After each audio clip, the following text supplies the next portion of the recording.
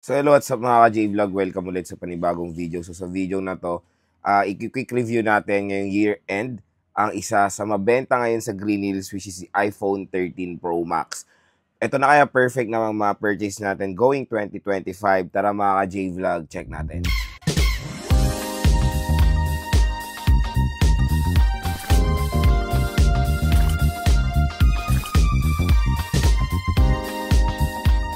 So yan, pagpasensya nyo na yung background mga ka-J-Vlog, madali ang ano lang to kasi ang review natin dahil papunta na rin ako ng Green Hills kaya nag-decide lang ako i-vlog lang to ng napakasaglit para i-share sa inyo kung sulit ba i-purchase yung iPhone 13 Pro Max. Kasi napansin ko sa Green Hills mga ka-J-Vlog, ang dami bumibili ng iPhone 13 Pro Max ngayon. Especially doon sa nire-recommend nating shop sa Green Hills, wala na iba kundi si Ate Mayet ng CMB Gadgets. So, Stall XA07 sila ngayon sa December 2024. At meron sila permanent shop which is ang Kaniel Telecom by CIB Gadgets, 3rd floor V-Mall, Green Hills, San Juan City. So, sa mga interested bumili ng iPhone 13 Pro Max, ayan, pwede kayo mag-PM dyan kay Ate Mayet. Napakamura na lang na iPhone 13 Pro Max niya. So, for example, yung 128 nila ay nagkakalaga ng for as low as 31,500 pesos to 33,000 pesos. Tapos, yung 256, 34 to 36,000 pesos. So, napakamura na ng iPhone 13 Pro Max. Kaya, ang dami talagang bumibili niyan ngayon sa Green Hills. I-review natin siya ngayong year-end para meron din kayo idea for me. Pero kayo may idea kung talagang sulit ba ang iPhone 13 Pro Max. So, si iPhone 13 Pro Max ay na-release noong year 2021 at siya yung pinaka-top of the line sa iPhone 13 series. So, apat po yung lumabas na lineup ng iPhone noong 2021. Meron tayong iPhone 13 mini which is yung pinaka-affordable. Meron tayong base regular size na iPhone 13 which is napakabenta rin ngayon sa Green Hills. iPhone 13 Pro and yung iPhone 13 Pro Max. Sa iPhone 13 Pro Max kasi meron din siya magandang upgrades na nangyari compare sa iPhone 12 Pro Max. Unang-una dyan is of course sa camera. Sa camera side kasi ang pinakamabenta sa iPhone 13 Pro Max ngayon is dahil sa cinematic mode. At ang maganda kasi sa iPhone 13 Pro Max mga ka-J-Vlog, upgraded din yung refresh rate. Ito kasi yung first ever iPhone na nagkaroon ng 120Hz screen refresh rate. Yung mga Pro model lang naman. Even ngayon naman, mga Pro model lang naman na merong 120Hz screen refresh rate. So, yan yung isang magandang advantage niya compare sa 12 Pro Max. Pangalawa dyan mga ka-J-Vlog, yung notch. I know hindi siya big change pero meron tayong napansin nga when it comes sa notch dahil smaller notch na siya compare sa iPhone 12 Pro Max. Siyempre, the Apple A15 Bionic chip. So, super duper powerful ng chipset na yan. Compare of course sa Apple A14. Kaya expect nyo when it comes sa update or sa magiging matagal masupport ng update, mas matagal po nating makikita sa software update ang iPhone 13 Pro Max dahil naka-Apple A15 Bionic chip na siya. When it comes sa camera, pag kinompare nyo side by side ang iPhone 12 Pro Max and iPhone 13 Pro Max, mas malaki po ang lente ng iPhone 13 Pro Max compare sa 12 Pro Max. Isang factor dyan kung bakit mas malaki ang lente niya dahil of course mas maganda ang performance sa low light. So, mas lower aperture. Kaya kung mapapansin nyo, every year ay lumalaki ang lente ng mga iPhone 11 Pro series. At every year din, paganda ng paganda ang quality nila when it comes sa low light. So, yung unang-unang habulin nyo dito sa 13 Pro Max is yung cinematic.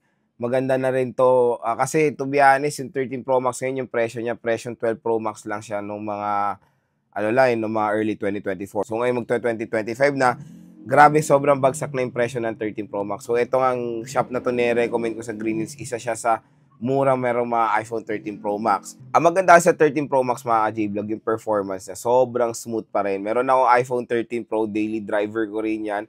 So, when it comes sa performance kasi ng Pro and Pro Max, pareho lang naman sila ng utak, nagkakaiba lang sila sa screen size and sa battery itself. Pero performance-wise, pareho sila mabilis.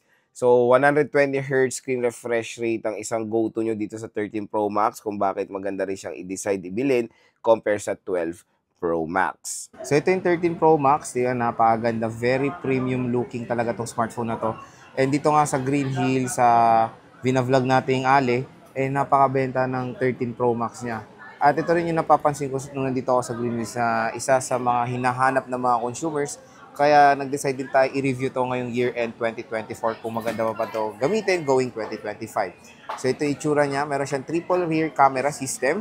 Meron tayong 12 megapixel main. 12 megapixel ultra-wide and a 12 megapixel telephoto lens.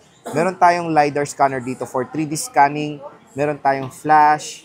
And of course, the very popular na matte finish and the stainless steel design of the iPhone 13 Pro Max. And syempre sa 13 Pro Max, yun nga, mas smaller na yung notch niya compare sa iPhone 12 Pro Max. Na ito yung isang konting difference lang sa 12 Pro Max. Ayan. So, dito sa right side is meron tayong power button. Sa taas, wala tayong makikita. Sa left side is a ring and silent toggle and the volume rocker with SIM tray. Sa baba naman ng smartphone is the microphone, lightning port, and yung speaker grills. And si 13 Pro Max ay meron dual stereo speakers. So, meron tayong isang speaker sa taas, ay sa baba, at isang speaker dito sa earpiece. And syempre, ito po ang first ever Pro Max na support ng 120Hz screen refresh rate. So, ayan, Super Retina XDR OLED display. Tingnan nyo naman kung gaano ka-smooth itong smartphone na to when it comes sa pag-navigate. Again, yung base model nito which is iPhone 13 ay 60Hz lang siya. Even iPhone 16 is 60Hz lang. Ang mga Pro model lang po ang support ng 120Hz screen refresh rate. So, open natin yung camera app niya. So, meron tayong 0.5 for the ultra-wide camera. Meron tayong 1x for the normal main camera. 3 times optical zoom. So, ayan yung telephoto lens ng iPhone 15 ay 13 Pro Max. And, dito tayo sa video. Sa video, support ng 4K video recording up to 4K resolution. Ang maganda kasi sa iPhone is habang nagre-record tayo, we can switch to main camera to ultra-wide camera nang hindi na pinopause yung video. Kasi yung ultra-wide camera din is support din ng 4K video recording up to 60 FPS. Even the telephoto lens ay support po yan ng 4K 60 FPS. Siyempre, ito yung isang main feature ng iPhone 13 series is the cinematic mode. Sa cinematic mode, tingnan nyo naman, napakaganda ng subject. Meron din tayong 3 times optical zoom when it comes sa cinematic mode. Slow motion is HD 240 FPS. Meron tayong time-lapse. And of course, the very popular na portrait mode. Meron tayong panorama. Ayan. For wider shots. Sa photo, meron tayong video dito na 4K video recording up to 60 FPS. And ang maganda rin sa cinematic, pati front-facing camera ay support ng cinematic mode.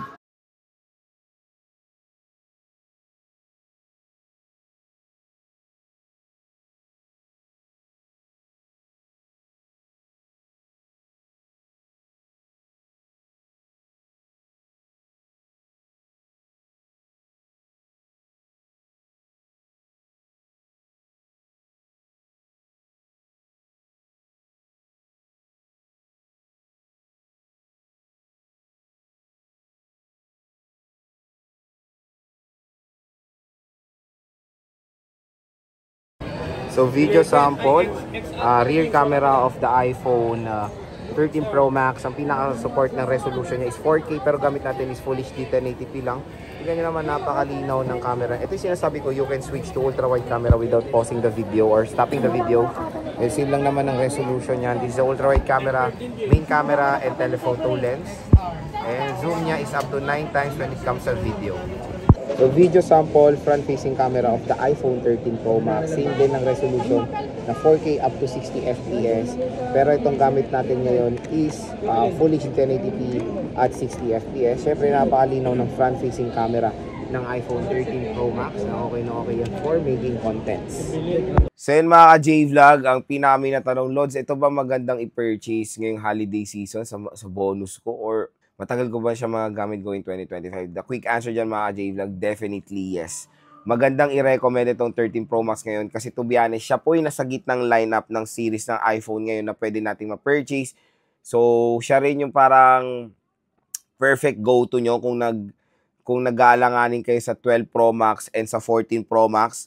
So, siya yung the best option nyo kasi siya yung nasa gitna. So, unang-unang maganda siya i-recommend dahil nga sa cinematic mode na nakikita nyo yan minsan sa vlog ko na merong background blur sa likod na napakaganda.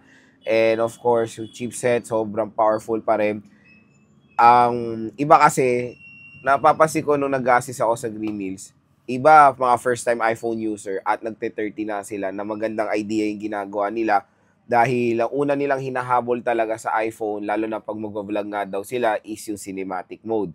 And syempre, sabi ko nga, when it comes sa performance, etong 30 Pro Max ay kayang-kaya pa rin makipagsabayan even sa mga flagship smartphones sa mga Androids today dahil sa kanyang napaka-stable na OS and of course sa napakagandang chipset nitong iPhone 13 Pro Max.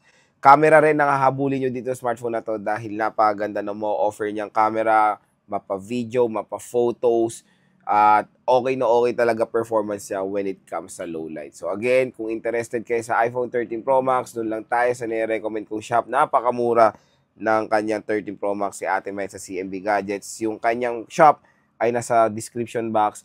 I-click nyo na lang yung link niyan. Sabihin nyo lang napanood nyo dito sa vlog, bibigyan pa kayo ng discount ng shop na yan.